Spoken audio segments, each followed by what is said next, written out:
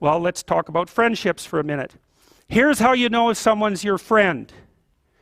A, you can tell them bad news, and they'll listen. They won't tell you why, you're stupid and why that bad thing happened to you and how something worse happened to them once and, derail the whole conversation.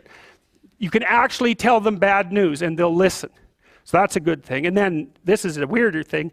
You can tell them good news and they'll help you celebrate. And that's a really good way of deciding who you should have around you, because if you have someone around you, something good happens to you and you're kind of afraid to even admit it because, God, something good happened to you. It's like, you let that be known and it'll certainly be taken away. So, you come out and you sort of tell someone half-heartedly that something good happened to you, and they give you a whack and then talk about, the great thing that happened to them 3 years ago, or worse, the great thing that happened to someone that they knew 3 years ago. It's like, go away from that person. They're not helpful to you, and they're not helpful to themselves either. And so you want to surround yourself, you got to think about this. You got to surround yourself with people who want the best for the best part of you.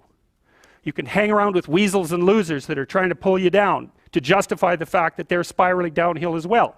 And the upside of that is you don't have to have any responsibility, and you can all whine about how wretched life is, so that's pretty attractive. But I would say it's also a bad medium to long-term plan. And so it's acceptable and desirable to try to surround yourself with people who are facilitating your development.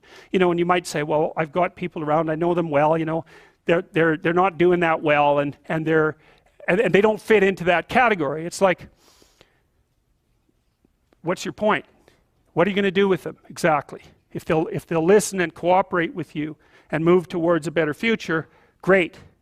If they don't pay any attention and they keep doing the same damn things over and over and they're not going anywhere and it's painful, then maybe the proper thing to do is say, you just have your misery.